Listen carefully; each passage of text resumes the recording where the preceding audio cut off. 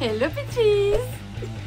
Aujourd'hui je vous parle d'un truc que certaines personnes attendaient, c'est mon expérience de modèle au Japon. Pour ceux qui sont pas au courant, Mitsu a déjà fait une vidéo sur ce sujet et je vous conseille vivement d'aller la voir si vous l'avez pas encore vue parce qu'il explique vachement bien les bases de ce sujet. Comme vous avez pu le remarquer, je ne suis pas dans mon décor habituel. C'est une forteresse faite avec un espèce de matelas, avec la housse de couette par-dessus et un foulard et des lumières, enfin bref. Donc nous voilà dans un décor fait maison pour un nouveau format que j'aimerais essayer. D'habitude j'ai un texte. Alors je le répète pas forcément mot pour mot, mais ça m'aide à parler avec un peu plus de fluidité. Mais aujourd'hui, j'ai des points dont je veux parler et j'ai rien écrit là-dessus. Du coup aujourd'hui ce sera peut-être un peu moins smooth, mais peut-être un petit peu plus naturel, je sais pas trop, mais on va voir. Et vous me dites en commentaire si vous aimez pas, peut-être qu'on en refera, peut-être qu'on en refera pas. Allez c'est parti. Tout d'abord je vais vous montrer un peu le genre de boulot que j'ai fait jusqu'à maintenant pour que vous ayez un peu une idée de ce que c'était. Moi je suis arrivée au Japon pour y vivre en 2014. Avec l'aide de quelqu'un, je me suis directement inscrite dans plusieurs agences de modèles et j'ai commencé à avoir des petits boulots par-ci par-là. Comme Mitsu, j'ai fait un petit peu de tout. Ça pouvait être des photos pour des magazines de mode, ça pouvait être des fashion shows, ça pouvait être des boulots de talento. Mitsu en a parlé dans sa vidéo, si ça vous intéresse, allez voir, c'est un genre de commentateur. Ça pouvait être aussi de la narration ou même chanter pour une publicité par exemple. J'ai été aussi reporter, actrice, présentatrice. Et ce qu'on appelle compagnon au Japon, c'est les filles qu'on voit dans les événements qui ont toute la même tenue et qui distribuent des flyers, des trucs comme ça. Mais aussi plein d'autres dérivés de ce genre de boulot et même d'autres boulots dont je vais parler derrière qui sont pas vraiment connus du public mais que les gens dans le milieu connaissent. J'ai réussi à retrouver 2-3 trucs que j'avais sur papier. J'ai donc mis la main sur ce magazine. C'est un magazine gratuit qui est distribué à Shibuya et en fait une fois ils avaient besoin de modèles pour présenter une marque et c'est pour cette marque là que j'ai fait des photos. Hop, elles sont là. Toudoum. Dans ma vidéo sur le Donkey, je vous ai dit que j'avais été modèle pour des cosplays et j'ai retrouvé 2 des magazines sur lesquels j'étais en première page. Et ça c'était super sympa, franchement c'était un de mes boulots préférés parce que bah voilà, un cosplay du coup fallait un peu se mettre dans le personnage et tout, surtout que moi comme j'adore l'horreur, bah j'ai eu tendance à préférer tous les cosplays où on était plein de sang et tout ça. Je sais pas si je les ai... Ah, j'ai fait les méchantes de Disney et ça c'était super cool à faire. Ça c'est aussi un shooting que j'ai adoré parce que les costumes étaient super jolis. Moi j'ai vraiment beaucoup aimé celui du SWAT qui est ici. Franchement c'était super fun à faire. Par contre ça bousille les cheveux ce genre de shooting parce que tu portes 50 cosplays différents dans la journée et du coup à chaque fois ils te refont les cheveux, ils te refont le maquillage, donc c'est vachement fatigant comme shooting. Mais par contre c'est super fun. Il faut savoir que j'ai pas grand chose à montrer comparé au nombre de boulots que j'ai fait parce qu'en fait dans beaucoup de boulots on n'a pas le droit de prendre des photos ou on n'a pas le droit de les montrer. Donc moi j'ai pas mal de photos que j'ai pas le droit de vous montrer dans cette vidéo et j'ai aussi pas mal de boulots que j'ai fait où j'ai pas pu avoir de photos du tout. C'est un peu dommage parce que nous c'est quand même notre carrière en tant que modèle et du coup on aimerait bien avoir ces preuves de boulot pour les boulots suivants et aussi les souvenirs en fait pour nous-mêmes quoi. Mais bon, il y a aussi pas mal d'abus de gens qui prennent des photos et qui les mettent sur internet alors qu'on leur avait dit non et tout ça. Donc c'est vrai qu'ils sont assez sévères là-dessus. Le sujet suivant, c'est un truc dont j'avais très envie de vous parler, les stéréotypes autour du boulot de modèle. Alors j'en avais déjà en tête évidemment parce qu'il y a des choses qu'on m'a dit directement, mais j'ai aussi fait des recherches sur le net pour voir à peu près quels étaient les plus gros stéréotypes ou clichés sur les modèles. Du coup dans ma liste, j'ai narcissisme, superficialité, métier facile pas un vrai métier, beaucoup d'argent, vrai fausse modèle, drama queen et mean girl.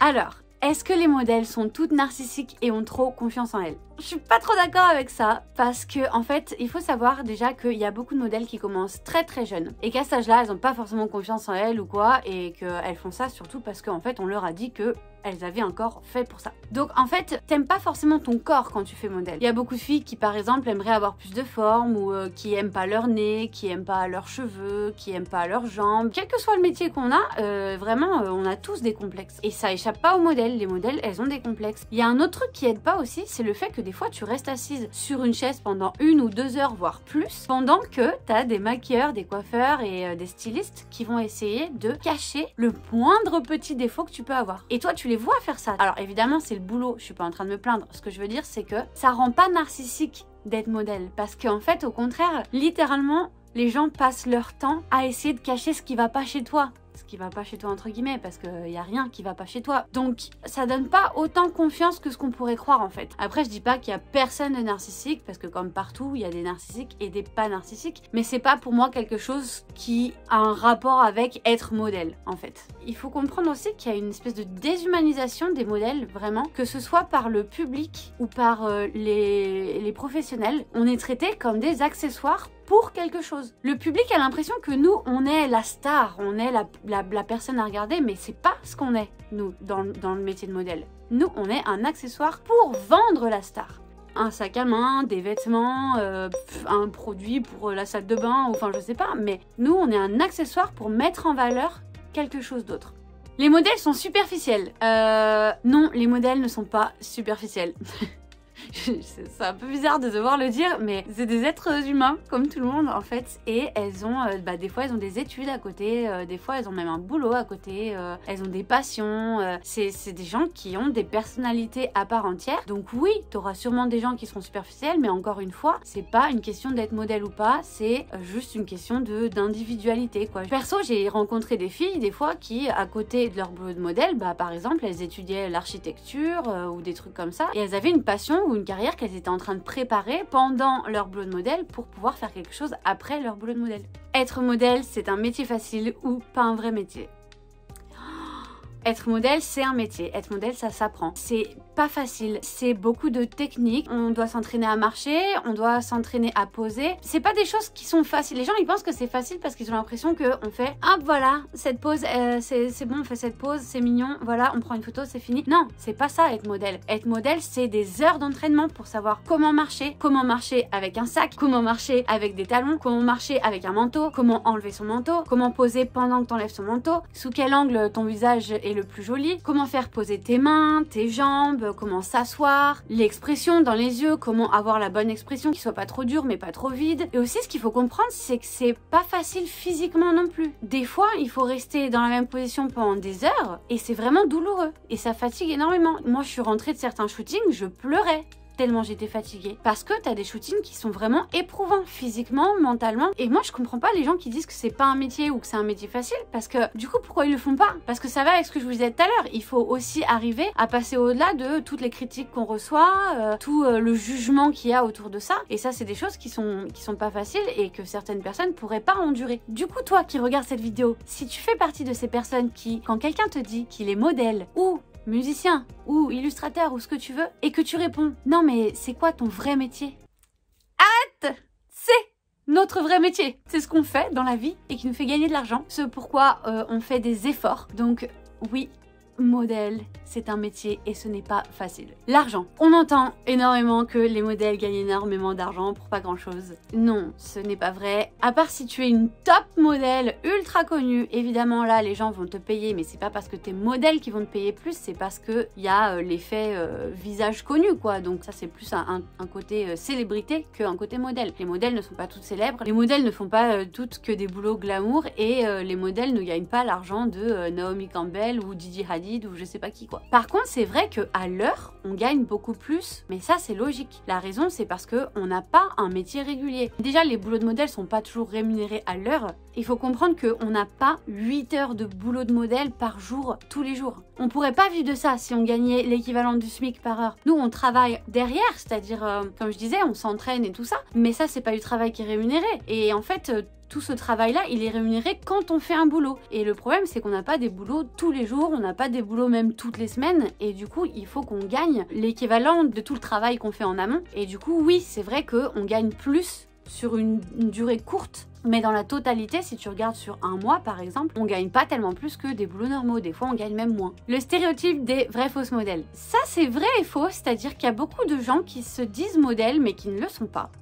C'est juste parce qu'elles ont pris des photos avec des amis et que c'est des jolies photos et que du coup bah voilà, elles aiment bien mettre modèle sur Instagram et tout. Bon, elles font ce qu'elles veulent, mais être modèle c'est un métier comme je le disais, donc déjà si t'es pas rémunéré, c'est pas ton boulot du coup. Tu peux être modèle amateur, mais du coup voilà, c'est pas fait de manière professionnelle. Après par contre, il faut comprendre aussi que c'est pas parce qu'on n'est pas sur Vogue, qu'on pose pas pour une marque super glamour qu'on n'est pas modèle. Il y a beaucoup de modèles qui font des trucs qui sont pas connus connus. Il y a beaucoup de modèles qui font des pubs, des événements, des choses comme ça, où on connaît pas forcément notre nom, où on connaît pas forcément la marque et tout ça. Et du coup, ça c'est quand même des modèles, c'est quand même des modèles professionnels. C'est pas parce que c'est pas des top modèles que c'est pas des modèles. Les modèles sont des drama queens ou mean girls. Ça, je l'ai vu beaucoup aussi, que les modèles elles sont capricieuses, qu'elles sont méchantes entre elles et tout ça. Ça c'est pareil en fait, c'est oui et non. Je veux dire, t'as des filles qui sont méchantes et t'en as d'autres qui sont gentilles, et t'as des filles qui sont capricieuses et d'autres qui le sont pas.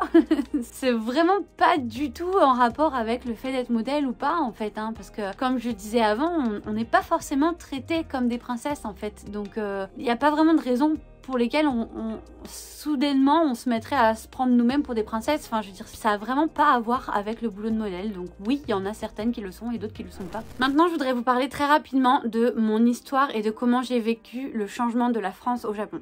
Comme je vous en ai déjà parlé dans ma vidéo sur mon expérience d'idol, le premier métier que j'ai voulu faire c'était Miss France, et j'ai toujours été attirée par les boulots de l'entertainment, les boulots artistiques et tout ça. J'ai été aussi pas mal encouragée là-dedans parce que depuis que je suis toute petite, j'ai toujours été très mince, voire maigre. On s'est beaucoup moqué de moi à l'école pour ça, on m'a appelé Skeletor, on m'a appelé sac d'os, on a dit ah Jelly je pourrais pas coucher avec elle parce que j'aurais peur de la casser, des trucs comme ça quoi. En dehors de ça, ma famille ou les amis de ma mère par exemple, ils étaient tous très encourageants à propos de ça, et ils avaient tendance à dire oh là là ta fille elle devrait être modèle, oh là là mais qu'est-ce que t'es mince, tu devrais faire des photos et tout ça. Donc je me suis beaucoup intéressée à ça, mais comme je l'ai déjà dit aussi dans ma vidéo sur mon expérience d'idol, je ne pouvais pas être modèle en France à cause de mes dents, parce que je n'ai pas les dents droites, et en France c'est quasiment éliminatoire pour toutes les agences de modèles. Au Japon non, parce qu'au Japon c'est quelque chose qu'ils trouvent mignon et ils s'en foutent complètement. Du coup je me suis retrouvée à passer d'un pays qui me considère comme anorexique, parce que littéralement j'avais des gens, des fois ils venaient me voir et ils me parlaient comme ça en chuchotant, en me disant ça va, tu te sens bien, est-ce que tu manges, tu te fais pas vomir au moins. Donc vraiment les gens ils s'inquiétaient pour moi tellement j'étais maigre. Et pourtant quand je suis arrivée au Japon, pour la première fois de ma vie, on m'a fait des réflexions sur le fait que j'avais apparemment des grosses fesses par exemple, ou des trop gros seins, alors que franchement non, je veux dire j'avais déjà pas énormément de seins, et puis des fesses, enfin j'avais des fesses d'adulte quoi.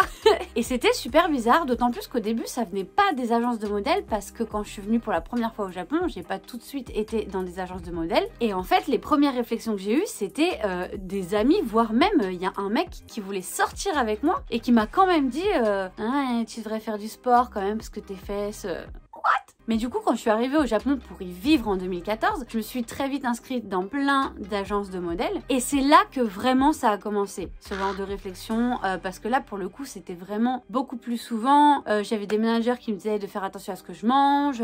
J'avais des gens, même des amis ou quoi autour de moi qui me disaient mais quand même, tu devrais peut-être pas manger ça, tu devrais peut-être faire du sport et tout ça. Et c'était ouf pour moi parce que ce que vous savez pas, c'est que moi, je fais 1m74 et qu'à l'époque, je faisais 55 kg. Donc c'est déjà bien en dessous de l'IMC normal, mais à cette époque-là, apparemment, c'était pas assez pour les Japonais. Et ce qui s'est passé en fait, c'est que moi, rien à voir avec le boulot de modèle, j'ai décidé d'arrêter de manger de la viande pendant 3 ans. Et en fait, en arrêtant la viande, j'ai pas arrêté de manger, hein, j'ai pas mangé moins, j'ai toujours été quelqu'un qui mange beaucoup, j'adore manger, et du coup, j'ai toujours mangé beaucoup, même quand j'ai arrêté la viande, je mangeais juste beaucoup d'autres choses en fait. Mais j'ai quand même maigri naturellement, j'ai pas fait d'effort ou quoi, j'ai juste fondu en fait. Et là, mes agences étaient aux anges, elles étaient ah non mais là t'es bien, surtout reste comme ça, t'es vraiment bien, tu vas avoir plus de boulot, c'est super. Au début j'avais un peu des doutes sur toi, mais maintenant que t'es comme ça, c'est sûr que ça va marcher et tout ça. J'étais contente parce que je savais que j'allais avoir plus de boulot, mais j'avais quand même ce malaise. Ça me dérangeait, ce côté putain, faut que je descende jusqu'à 52 kg, parce que je suis descendue jusqu'à 52 kg. Faut que je descende jusqu'à 52 kg pour 1m74 pour que enfin on me considère bien. C'est quand même ouf. C'est quelque chose qui a été très bizarre pour moi parce que évidemment c'est en relation avec le boulot de modèle. Forcément, ils disent pas ça à tout le monde, mais quand même, c'est pas non plus que le boulot de modèle, c'est aussi quelque chose de très culturel, pour 2 raisons. La première, c'est que on n'a pas les mêmes physiques. avec les Asiatiques en général. C'est vrai que quand même, les Asiatiques ont des physiques beaucoup plus filiformes en général. Hein. Je veux pas mettre tout le monde dans le même sac. Et nous, déjà nous en France, on a plus de diversité qu'au Japon. Et du coup, on a quand même plus de genres de physique. Et c'est vrai que nous, on a tendance à avoir des femmes avec de la poitrine, des hanches. Et même quand elles sont minces. Hein. Alors évidemment, on a aussi des personnes filiformes en France. Mais on a quand même plus de diversité là-dessus. Et on a quand même tendance à considérer qu'une femme adulte a de la poitrine et des hanches et tout ça, quoi. Et ça, en fait, ça fait une grosse différence au Japon parce que pour eux, quand t'as des hanches et des seins, même si toi t'es mince, eux ils vont considérer que t'es trop grosse à cause de ça en fait. Des fois on rate des jobs parce qu'on a trop de seins et que c'est pas ce qu'ils veulent pour l'image qu'ils ont de leur marque. Et même des fois ça marche pas avec les vêtements parce que eux ils ont fait des vêtements pour des japonaises et toi t'arrives avec tes seins et ça rentre pas quoi. Mais l'autre différence culturelle qui existe, c'est aussi le fait que au Japon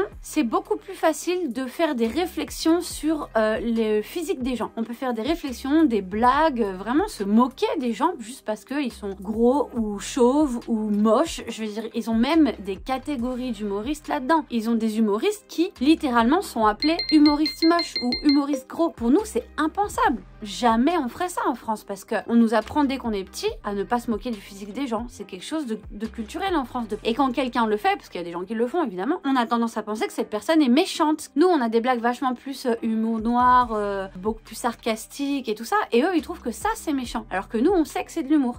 Eux, c'est le physique des gens. Pour eux, ça, c'est de l'humour. Et nous, on trouve ça méchant. Donc, c'est vraiment une différence culturelle. Mais du coup, quand on arrive ici, c'est super bizarre quand on n'est pas habitué à ça. Donc, entre la pression sur le physique qui vient du fait que c'est un boulot de modèle et la pression du Japon que nous, on ressent parce que on n'est pas habitué à ça, ça fait quand même un gros changement dans ta façon de penser. Ça chamboule vraiment comment tu vois les choses, comment tu te vois toi-même. Et ça te fait vraiment repenser beaucoup de choses. Passons au point suivant, qui est un genre de mise en garde. Être modèle, c'est très difficile mentalement parlant. Déjà, on va à des auditions où on est en compétition pour un physique qu'on n'a pas forcément choisi. Hein. Bon, il y a des gens qui travaillent sur leur physique, mais c'est quand même, il y a quand même la base de ton corps que t'as pas choisi, quoi. Ensuite, on est mis en compétition avec des gens qui ne sont pas du tout comme nous des fois. Par exemple, ça arrive que tu sois appelé à des auditions où en face de toi, t'as des gamines de 15 ans. Et évidemment qu'il y a une énorme différence entre le corps d'une gamine de 15 ans et le tien. Le problème, c'est que les gens qui vont te juger, ils s'en foutent de ça. Eux, ils veulent un type de personne et que t'aies cet âge-là ou quoi, eux, ça leur passe au-dessus de la tête. Hein. Du moment qu'ils trouvent la personne qu'ils veulent, ça leur va. Et du coup, c'est ça, tu te remets beaucoup en question. Tu te remets constamment en question. C'est très difficile de rester très stoïque dans ton image, en fait, dans l'image que t'as de toi-même. Parce que voilà, c'est sans arrêt remis en question par les autres, par toi-même. Et même si t'es conscient que ça a rien à voir avec ce que t'es, avec la personne que t'es et tout ça, tu t'imprègnes de ça, en fait, parce que c'est ton boulot. Et du coup, oui, en effet, des fois, ça peut être très fatigant. Alors tout à l'heure je disais qu'il n'y a pas que des filles méchantes dans les modèles, qu'il y en a des gentilles, il y en a des méchantes et tout ça. Aussi je dis filles depuis tout à l'heure, mais évidemment c'est à peu près la même chose pour les hommes. Il y a 2-3 trucs qui sont différents, mais on en parlera plus tard. C'est juste que moi c'est une expérience de fille et j'ai été beaucoup plus avec des filles, donc j'en parle en disant les filles. Mais du coup évidemment il y a des filles gentilles, des filles pas gentilles et blablabla. Mais bon, il y a aussi beaucoup de compétition. J'imagine que ça existe dans tous les métiers, mais c'est vrai que être modèle c'est aller à 50 auditions et à être pris 1 ou 2 fois quoi. Donc ça en fout un coup au moral très souvent. Comme je vous disais, ça m'est déjà arrivé de rentrer d'un shooting en pleurant, mais ça m'est déjà arrivé de rentrer d'une audition en pleurant. Où je me suis dit, mais c'est n'importe quoi, mais pourquoi j'ai fait ça? Mais putain, mais je ressemble à rien, j'y arriverai jamais.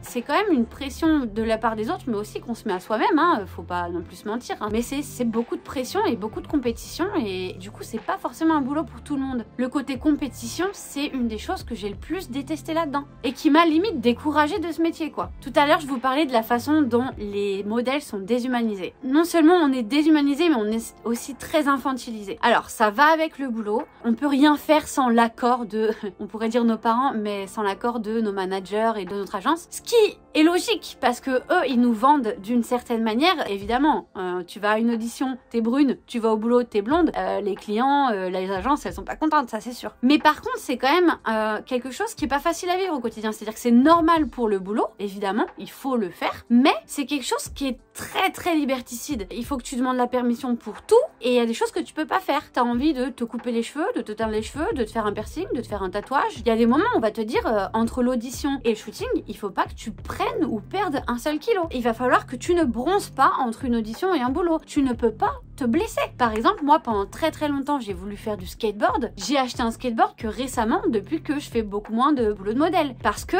si jamais je me pète quelque chose, je suis dans la merde après au boulot. Être modèle, ça veut dire aussi faire beaucoup de choses qui fait que t'as vraiment l'impression d'être infantilisé et d'être déshumanisé de temps en temps parce que vraiment, comme je le disais, on te prend pour un objet sur les shootings. Et t'as un boulot qui s'appelle au Japon le stand-in. Ça, c'est ce que je vous disais tout à l'heure, c'est des boulots qui sont pas trop connus du public, mais c'est des boulots que nous, du côté du business qu'on connaît. En gros, tu vas jouer le rôle de la vraie modèle ou la vraie célébrité qui va être dans la publicité. Et toi, en fait, tu vas jouer son rôle dans les répétitions et dans les réglages et tout ça pour que elle ou lui n'ait pas à se taper toutes les heures, à se tenir dans une position, à se tenir debout, à faire ceci, cela et tout ça. Et ça, c'est un boulot qui est très ingrat parce que c'est très mal payé alors que littéralement, tu fais quand même le plus gros du boulot comparé à la personne qui va vraiment faire les photos. Sur les photos, on verra ta tête nulle part, donc ça te fait pas de pub. Et c'est très difficile. Quasiment personne te remercie parce que vraiment, les stand-in, la plupart du temps, ils sont quand même pas trop bien traités. Et d'ailleurs, c'est là où tu reconnais des célébrités qui sont vraiment humaines. T'en as certaines qui viennent te remercier et t'en as d'autres qui te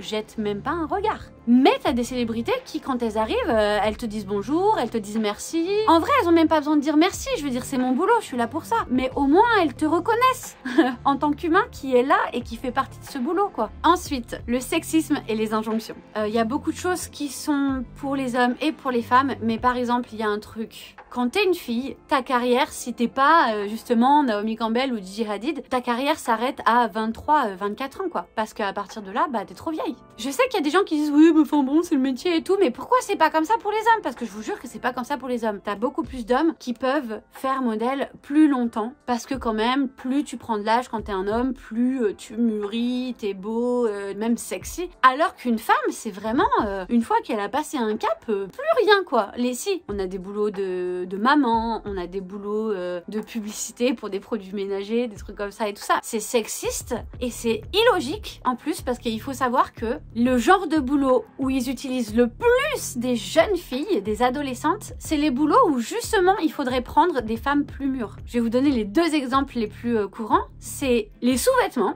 Je sais pas, mais pour moi c'est évident que pour des sous-vêtements, il vaut mieux prendre une femme adulte, surtout pour des sous-vêtements sexy et tout ça. Enfin, je veux dire, pour moi, c'est évident qu'il vaut mieux prendre une femme adulte qui déjà a des formes d'adulte et qui en plus a une sexualité et auquel les femmes qui vont acheter ces produits vont pouvoir s'identifier. Et puis parce que je trouve aussi que c'est malsain. Et l'autre chose, c'est les mariages. Oh, les mariages, c'est pareil. Une fois, je suis allée à un shooting de mariage. La modèle, elle avait 16 ans. Le mari, je sais pas quel âge il avait, mais physiquement, on aurait dit son père.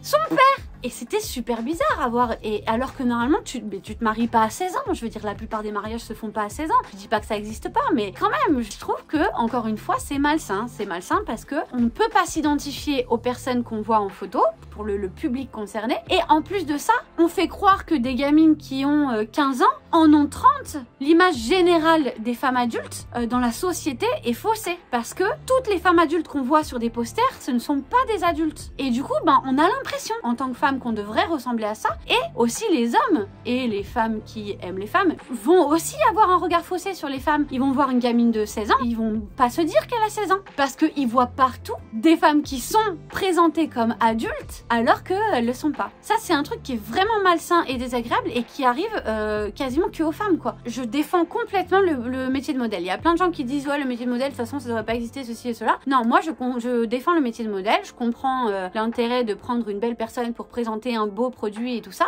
tout en gardant cette idée d'esthétique. C'est pas le problème, je suis pas en train de dire ouais, faut qu'on mette n'importe qui et tout. Non, évidemment, on garde un côté esthétique, mais ça n'empêche qu'on peut mettre de la diversité dans cette esthétique. J'ai vu des gens qui étaient très beaux et qui étaient pas aussi minces que sur les affiches, qui avaient pas une peau aussi parfaitement sans spot, sans grain de beauté, sans rides, sans rien du tout. Et ça, c'est quelque chose qui existe en général dans ce milieu-là, mais c'est quand même beaucoup plus prononcé chez les femmes. Maintenant, vous pouvez prendre tout ce dont j'ai parlé avant et garder ça en tête pour comprendre ce que je vais vous dire là. Il faut faire super attention quand on veut être modèle au Japon. Personnellement, j'ai des complexes que j'ai jamais eu avant qui sont arrivés au Japon, en particulier à cause des boulots de modèle. Il faut vraiment avoir une force intérieure, en fait, quelque chose qui fait que tu sais ce que tu vaux et que tu vas pas tomber dans des comportements dangereux, dans des comportements abusifs, parce que du coup, évidemment, c'est facile de tomber dans des troubles du comportement alimentaire, des dépressions, de l'anxiété.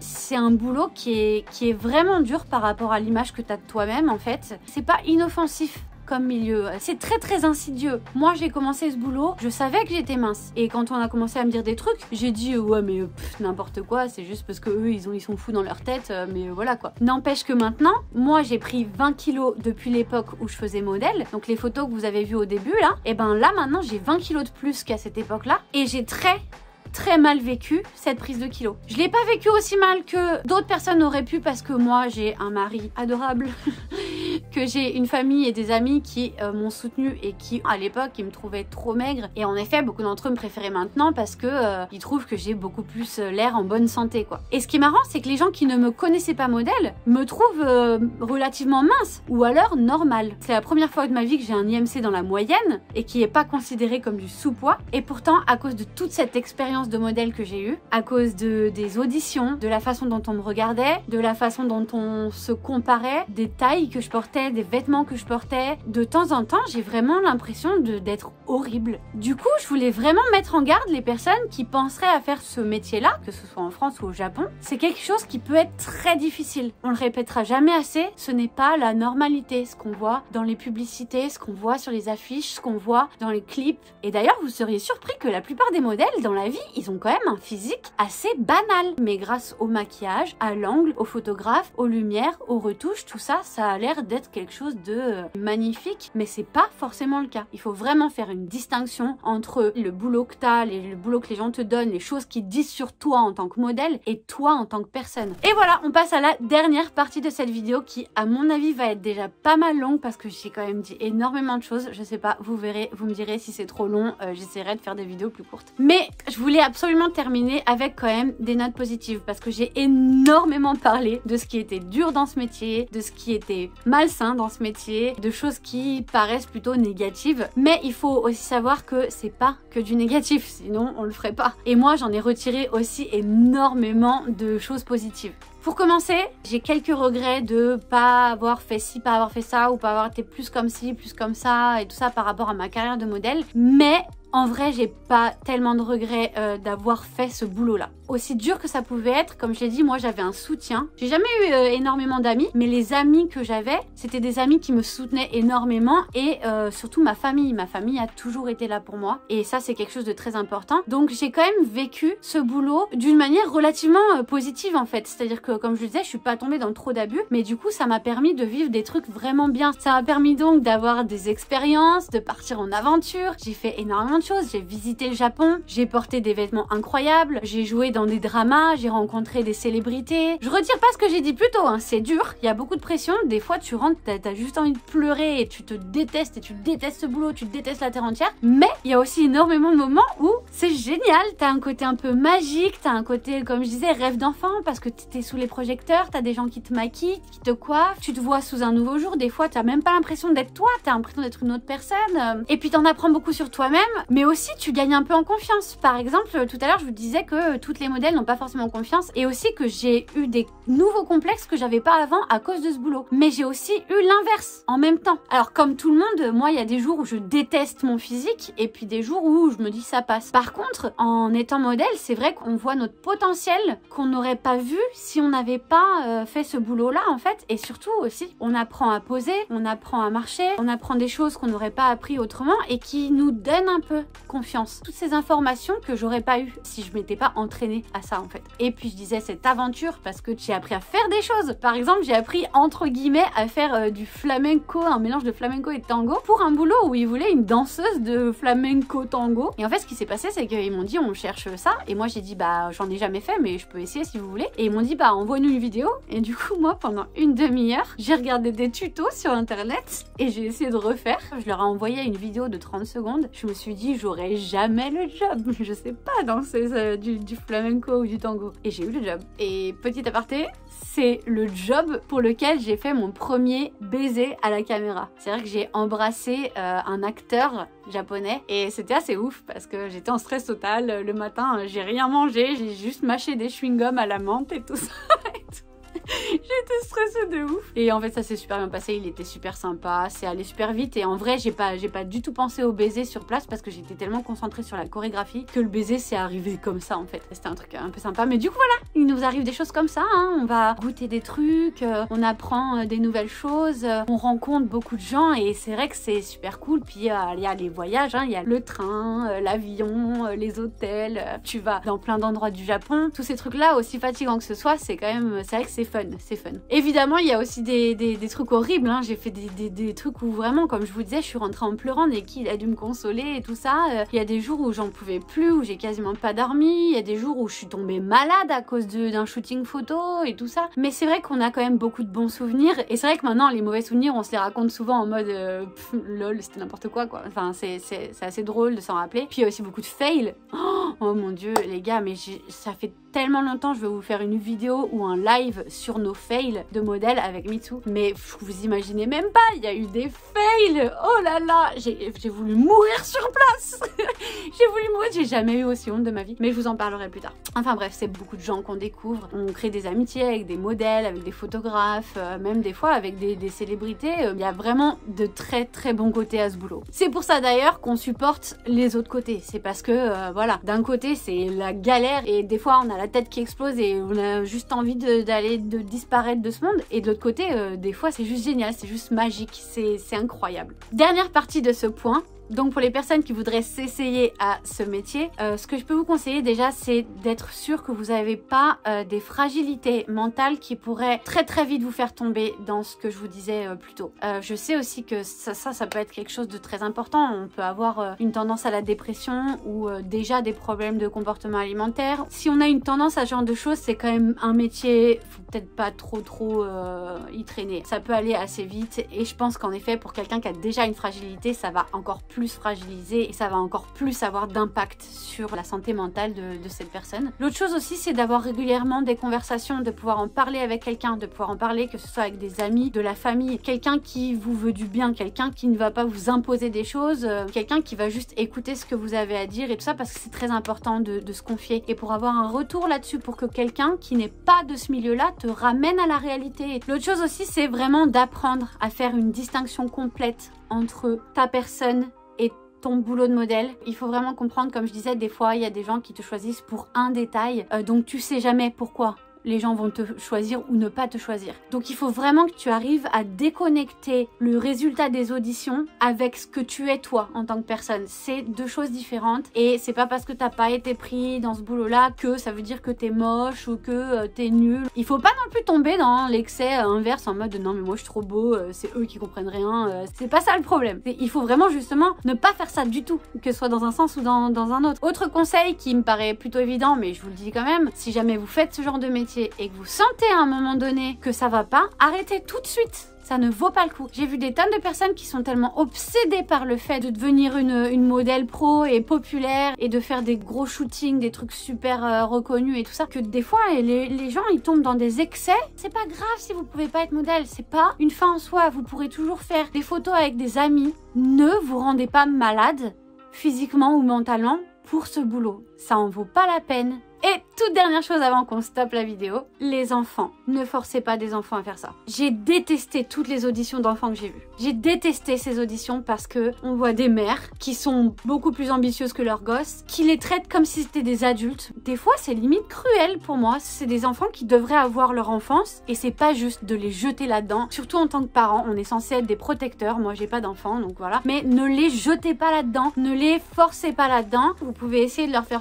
des shootings, de voir s'ils aiment ça, si ça marche et tout. Si ça marche pas, s'ils aiment pas, s'ils pleurent, si on voit qu'ils perdent de leur sincérité, de leur innocence, de leur spontanéité, arrêtez. Du coup, pour les parents, vraiment, si quand même vous avez envie d'essayer, faites attention. Soyez là pour vos enfants. Laissez-les rire, laissez-les jouer, laissez-les danser. Il faut pas que ça devienne votre rêve. C'est pas votre rêve, c'est leur vie. S'il y a une audition, ils dansent, ils sont tout contents, ils sont pris, tant mieux. S'ils sont pas pris, tant pis. C'est beaucoup plus important pour eux de danser et de jouer que d'être pris à une audition. Donc voilà. Oh, putain, c'est fou. Je parle depuis des heures. Je pense que la vidéo, elle va super longue. Si jamais c'est le cas, juste dites-le moi et la prochaine fois, j'essaierai de raccourcir un peu, de synthétiser. Mais là, c'est vrai que comme j'avais pas de script et comme il y avait beaucoup de choses qui venaient de mon cœur littéralement, je pense que j'avais besoin de temps et j'ai blablaté énormément. À part ça, aujourd'hui c'était surtout une vidéo pour vous parler du côté un peu santé mentale, physique et le côté social et culturel du boulot de modèle. Mais j'aimerais bien aussi vous faire une vidéo